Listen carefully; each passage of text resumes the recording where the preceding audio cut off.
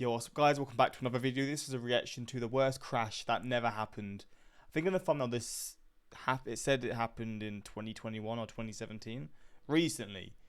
And I'm trying to think of like events like this, basically disasters or near disasters involving planes. And I don't remember hearing anything. I know the other day there was a flight from London that flew, I think, to like Thailand, and someone died because of the turbulence. This is, I think, two planes, one landing, one taking off, that nearly collided. I'm not sure, but I am flying in a month. I'm not really scared of flying anymore. I used to be I used to be really scared. I mean, I only flew for my first time like two years ago, I think. So even though I've flown quite a lot now, and I'm alright with it, it still isn't my favourite thing to do. Like, thinking about it gives me the heebie-jeebies. It makes me cringe a little bit, like the idea of taking off and landing. It's just not fun, but I'm not too bad. I don't really mind that much, but seeing this will definitely probably bring the thoughts back to my mind. But we're going to check this out and see anyway. Hopefully going to enjoy. I don't know why you'd enjoy this. I mean, I don't think anyone actually was killed, because it said that never happened, so it was a close call. But yeah, we're going to learn about this and see what happened. Links are also in the description to my Patreon, where you can see reactions that I can't post to YouTube, movies, TV series, weather reactions, all different kinds of things. But let's check this out, if you want to start. It is almost midnight at San Francisco International Airport as Air Canada Flight 759 is approaching. It's in the US then. Just one more easy Damn. landing and the pilots can call it a day. What they are not aware of is that the airport looks quite a bit different than usual. They are cleared to land on runway 28 right, located next to 28 left. However, due to maintenance, the runway 28 left is closed that night, and the lights had been turned off. But as the pilots, who both have landed at this airport before, were expecting to see two parallel runways, they make a mistake, thinking that the center runway is 28 left. They confuse the taxiway on the right to be runway 28 right. Oh, Jesus. On that very taxiway, 4 other flights are lined up for departure. United 1, a Boeing 787, Philippine Airlines 115, an Airbus 340, and 2 more United flights. Oh, there's a lot. I'm now thinking, bro, this one plane collides with another one. All these other ones are probably going to be hit as well. Oh, Jesus. In total, over 1,000 passengers, and the Air Canada flight is heading straight towards them all. The information about the runway closure was listed in a so-called NOTAM. These are notices to airmen which summarize any exceptional details regarding the flight. But these lists are quite long, typically several pages. And it's not easy to pick out the details that are actually relevant for the flight. The flight crew missed the runway closure. The pilots had been cleared for a so-called visual approach. This means that they can line up with the runway manually, steering the aircraft according to what they see. Considering the clear weather conditions, the visual approach is the normal procedure. But as landings on false runways or even taxiways have occurred before, careful pilots usually back up their approach with instrument guidance. In this case, they could have used the Instrument Landing System, ILS for short, of runway 28 right, to confirm that they really were on the right path. In order to activate this system, a frequency corresponding to that runway has to be dialed into the navigation receiver. Modern flight management computers usually do this automatically, but in this case, it had to be dialed in manually, and for some reason, the first officer didn't do that. The cockpit crew has had a long day. Coming from Toronto, Canada, their inner clock is already at 3 past midnight, and overconfidence and fatigue have been attributed to these mistakes. Canadian pilot fatigue rules were less stringent than US regulations, and the flight's captain had no significant rest period for the last 19 hours. What? How is that legal to fly a plane without any sleep for 19 hours? Unless maybe he tried to sleep and he couldn't. But yeah, how is that happening? Recognize that the airplane is lined up for the taxiway. Air Canada heads closer and closer to disaster. And they're blind completely. The ideal flight path for the visual approach at this airport comes in at a slight angle from the right. This was done in order to have incoming planes stay further away from the west shore of the bay, reducing noise pollution. Therefore, it is not unusual that from the tower perspective, airplanes appear a little offset to the left of the runway centerline. Air Canada further closes in on the runway, about to crash into the parked planes. And as they notice that something seems off, they reassure themselves. And Tower, just want to confirm this Air Canada 759. We see some lights on the runway there. Across the runway, can you confirm a clear land? At this moment, the tower voice recording shows that it took the tower controller about 5 seconds to answer the call. Air Canada 759, confirm clear to land runway 28 right. There is no one on 28 right, flight you. There was only one controller managing the traffic at this time. Normally, an additional ground controller is responsible for handling the ground traffic, but during the less busy night hours, the tower controller often works both frequencies. The pilots of United Flight 1, waiting as first in line on taxiway Charlie, were listening in on this exchange with Air Canada. They probably were wondering why Air Canada was still so far to the left of the center line. When it became obvious to them that the plane was heading for the taxiway, they spoke up quickly, not even mentioning their own call sign in order to save any second. Jesus. Where's this guy going? He's on the taxiway. Air Canada, go around. In the go-around, Air Canada 759. Oh, fuck. Holy What we just shit. witnessed could have been the largest accident in general aviation that ever happened. Air Canada 759 missed the tail fins of the waiting aircraft only by a few meters. Mate, That looked like you were lined up for Charlie. imagine being one of the passengers in all of these flights. You're probably witnessing all this happen. Like, you are witnessing, not probably. And you're seeing to your, like, the side, I guess, if you're on the side of the windows where you can view it, you must be thinking, like, what the hell is happening? And then you're going back up, you must be absolutely shitting it. There. Flight heading 280, climb maintain 3000. Heading 280, 3000, Air Canada 759. United 1, Air Canada flew directly over us. Yeah, I saw that, guys. This real footage of the incident shows just how close the planes were. Still going down at A this point. full investigation was launched, and the National Transportation Safety Board has released an entire list of Holy recommendations, shit. many of which have already been implemented. Visual approaches at night are no longer allowed at San Francisco when an adjacent runway is closed. Furthermore, 2 air traffic controllers are now required to be on duty until the late-night arrival rush is over. The incident became a striking reminder of the dangers of miscommunications at airports. But whether enough lessons had really been learned is increasingly being put into question, as this year saw an unprecedented amount of close calls at US airports. Oh, so is it always US airports that have these issues then? A close call between 2 planes at New York's JFK Airport is now under federal investigation. In Austin, an Bro, there was literally 4 within the space of 14 days. airport crisis caught just in time. This 4th close call of the year happened at Burbank Airport on Wednesday. Well, tonight the FAA has launched an investigation into yet another near collision of 2 aircraft, this one at Boston Logan International Airport. This morning, another close call between 2 planes is under investigation. The FAA says a Republic Airways flight crossed the wrong runway at Reagan National Airport. Jesus. On January 13, 2023, 2 airplanes almost crashed into each other at JFK Airport in New York City. American Airlines Flight 106 was coming from the northwest along taxiway Bravo.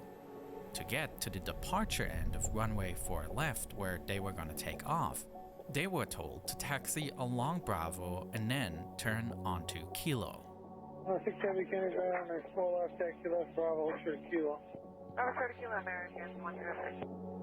Note that the pilot did not read back the runway assignment, but just the taxi route. This is a minor deviation from protocol, and the controller simply dismissed it. Something that will prove dangerous. At about the same time as they reached that intersection, Delta Airlines Flight 1943 was ready for takeoff on runway 4 left and received its final clearance. Delta 1943, wind 35018, gust 24, runway 4 left, clear for takeoff. Clear for takeoff, runway 4 left, Delta 1943. Meanwhile, American Airlines 106 is continuing to taxi and is instructed to turn at Kilo. American 106 heavy, cross runway 31 left at Kilo. It doesn't? Jesus. But instead of turning right onto Kilo, they taxi straight ahead onto Juliet, thereby crossing the very same runway on which the Delta flight is departing. Jesus Christ. Why the pilots of the American Airlines flight continued taxiing straight ahead is unclear. JFK does often operate departures on runway 31 left. Perhaps the pilots were so used to that taxi route that in their mind they were going to take off from there. Another factor that might have pre-programmed them to believe they were departing from 31 left was that the current winds were 340 degrees with 18 knots and gusts of 24 knots. These conditions would have favored runway 31 left for departure. For operational reasons, however, the airport was using runway 4 left for departure. Also noteworthy is that both flight crews could not hear each other. American 106 was on the ground frequency, while Delta 1943 was on the tower frequency. They were talking to different controllers and did not have a mental picture of what the other one was doing. How close was it? Thankfully, just seconds after the mistake, the tower controller notices what's happening and reacts extremely well. American 106 Heavy on runway 106 Heavy, hold position. American 106 Heavy, hold position. Delta 1943, cancel takeoff clearance. Delta 1943, cancel takeoff clearance. Rejecting. Alright, and the Delta 1943. Jesus Christ. That's mental. The Delta plane comes to a stop about 1,000 feet shy of intersection Juliet, and nobody was injured. The US Federal Aviation Administration categorizes runway incursions by type and severity. Besides the incursions that actually result in an accident, there are 4 categories ranging from close calls in which a collision was just narrowly avoided to errors that at no point posed any security risks. The JFK incident was serious enough to be categorized. I mean, they're just lucky that the plane wasn't taking off 10 seconds before or whatever, because then they would have literally crashed into each other. As Category B. Looking at the statistics, it can be observed that the number of serious incidents over the past 2 decades has been going down. While there were 22 Category A incidents in 2007, there have never been more than 9 such incidents per year in the past decade. As far as Category B incursions are concerned, a similar trend is visible. If you look at the last decade or so, you would see between 10 and 20 times a year typically that this would happen. This year we're on track to have more than 20, and even one is one that I would not like to see happen. The JFK incident has put a large media spotlight on airport safety, but still, it will just take 3 weeks until the next close call. So this is a year ago. This is looking at the start of 2023. So I don't know how this is now, but I guess this year was just a pretty brutal year for this stuff. This one, perhaps the most scary one. Flight FedEx 1432, a Boeing 767 cargo plane, was coming from Memphis and arrived in the early morning hours in Austin. As happens so often in Austin, the ground is covered with a thin layer of fog, just about 1,000 feet thick, but very dense. They are still high above that fog layer, enjoying a clear sky, but they will have to dive through it for their landing. Austin Tower, FedEx 1432 Heavy, passing 5.4 for the Cat 3 ILS 18 left. Due to the low visibility, FedEx 1432 had to execute what is called a Category 3 instrument approach, a procedure applied at very low visibility and clouds reaching almost to the ground. For such approaches, the auto-land system of the airplane is used and the flight crew only monitors the correct operations of all systems. This in itself is just routine for the flight crew and nothing unusual. FedEx 1432 Heavy Austin Tower, 18 left RVR, touchdown 1,400, midpoint 600, rollout 1,800, 18 left, clear to land. The RVR value given by the tower controller denotes the visibility in feet at 3 different points along the runway: near the touchdown point, the middle, and the end. The phrase passing 5.4 means that they are 5.4 miles away from the ILS transmitter, which sits at the end of the runway. At just this moment, Southwest 708 calls in. Tower, Southwest 708, we're short of 18 left, we're ready. Southwest 708 Austin Tower, runway 18 left RVR 1,200, midpoint 600, rollout 1,600. Flight heading 170, runway 18 left, clear for takeoff, traffic 3 mile final is a heavy 767. Okay, 170, clear for takeoff, 18 left, copy the traffic, Southwest 708. The tower controller's intention is to have the Southwest flight take off on the same runway before the FedEx lands. 3 miles is usually a comfortable spacing to let a departure slip in front, and the phrase "traffic on 3 mile final is a heavy 767" is to inform the Southwest crew about the incoming FedEx plane, which requires them to do a speedy departure. But things take longer than expected. Time is ticking as the FedEx is entering the fog layer, not able to see anything out of their cockpit windows anymore. Their distance to the runway has now shrunk to merely 1.2 miles, and they are becoming nervous about the Southwest still sitting on the runway. Tower confirm, FedEx 1432 Heavy, clear to land on 18 left. FedEx 1432 Heavy, that is affirmative, sir. 18 left, you are clear to land, traffic departing prior to route 737. Jesus. 60 seconds have now passed since the tower gave Southwest 708 the takeoff clearance, and apparently they are still standing at the threshold. I mean, I guess we're going to find out why, but I'm assuming they're being told to wait, because I'm assuming the crew would leave as soon as possible, like the pilots, etc. Although there is no fixed time limit for starting the takeoff roll, it is expected that pilots perform the takeoff in an expeditious way.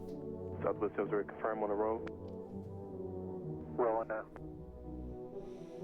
Meanwhile, FedEx is descending through the fog layer and highly concentrated to look for the approach lights that show up.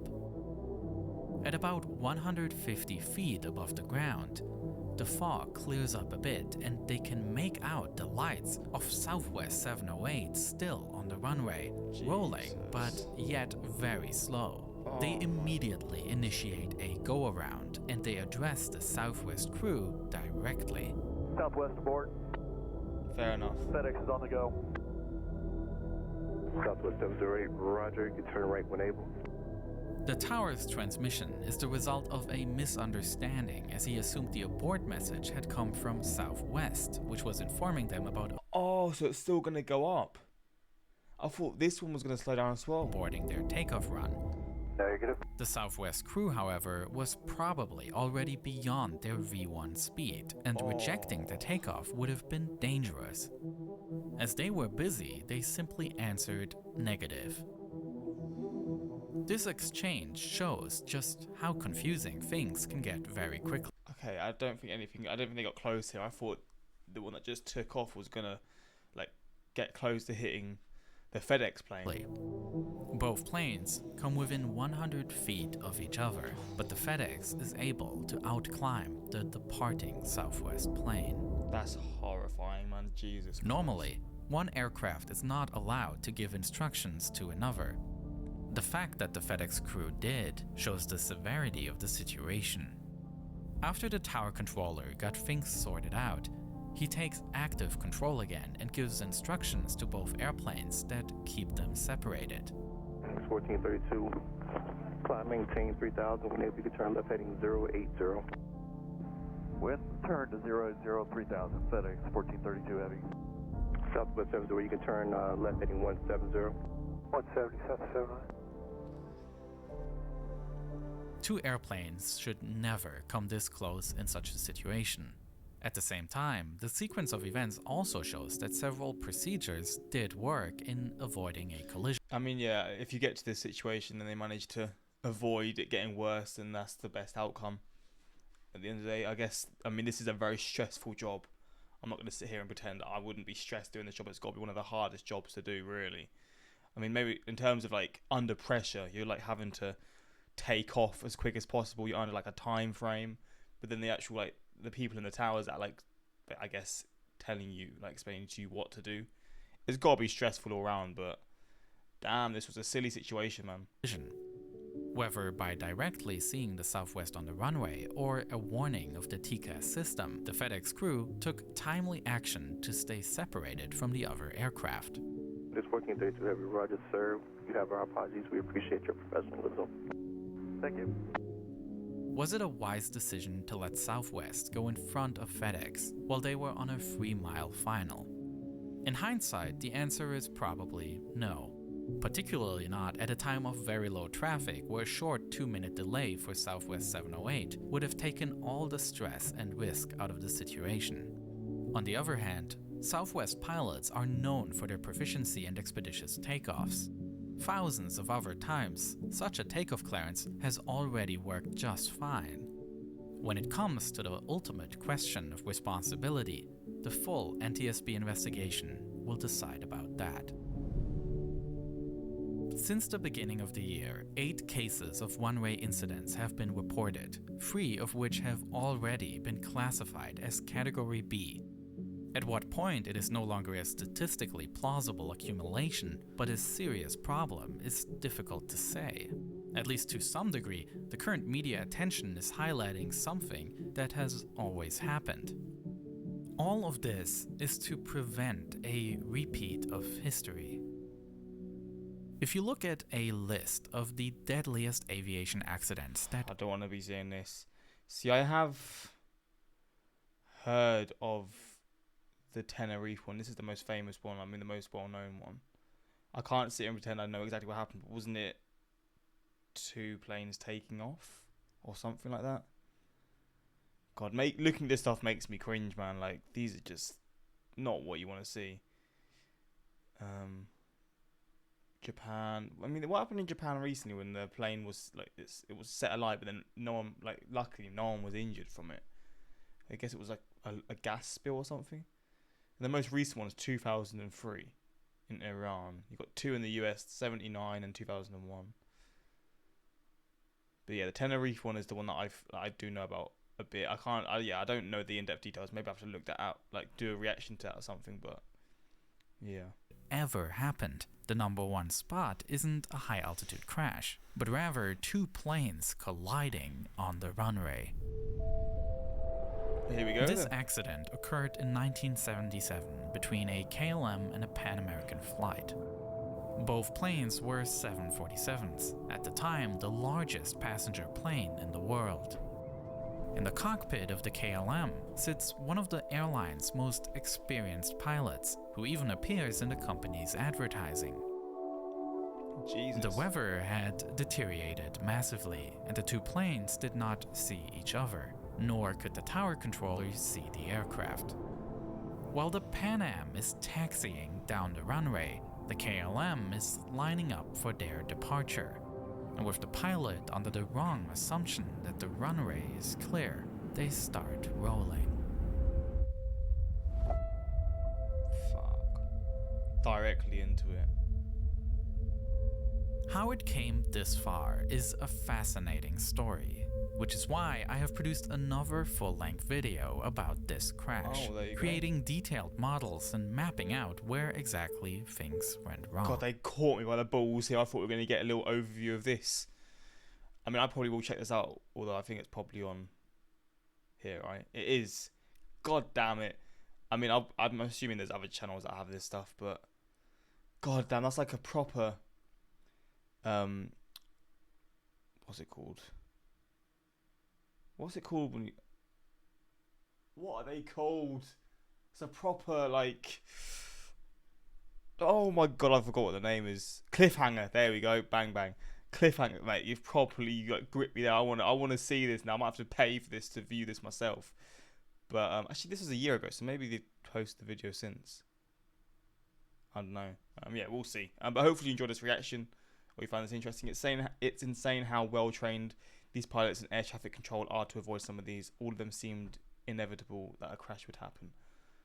As a pilot, I can tell you confirmation bias is almost impossible to escape. Mind plays more tricks than you think. There's roughly 1,000 people who were in San Francisco and don't hesitate, their lives were seconds away from being very different. I hope that pilot got some type of recognition for speaking up. Yeah, you gotta be thankful, man. Thanks to this video, I've now gone from zero stress while on the tarmac to feeling more safe in the air.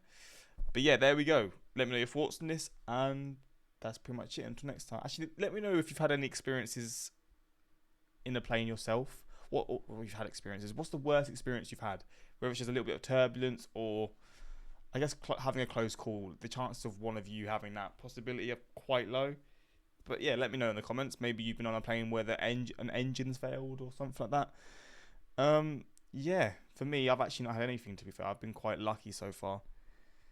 My girlfriend had one where I think she was flying in a storm and they had to re-divert again or go to another airport. But yeah, that's that. Until next time, like, subscribe, peace.